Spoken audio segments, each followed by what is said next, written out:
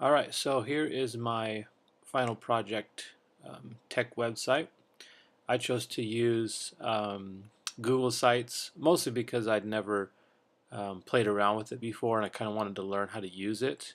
And I found that it was a little bit more tricky than maybe Weebly or some of these other sites, and so I don't know that I'll use it permanently for the future, but for this project it was good to get a little experience. So anyway, I just used one of their plain templates and created the headers here. So I've got the different tabs, organizational, and I've got the assignments that I think I got them in the right categories based upon the syllabus and what we talked about.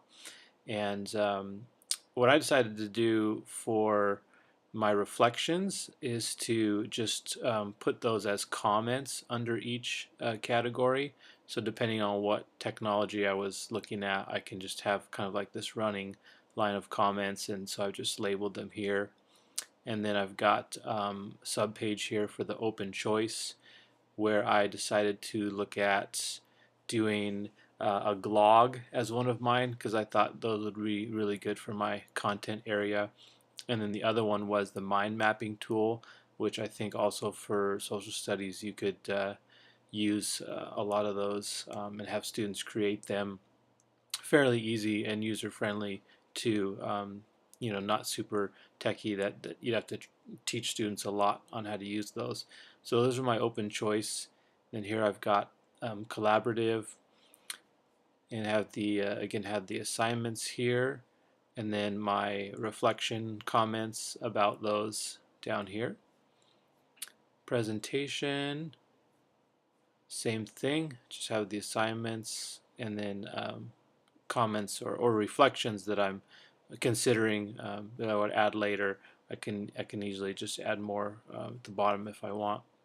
And then on content, I've also got um, the same, the assignment, and then haven't added a reflection yet there. But and then the last tab is just the ideas tab.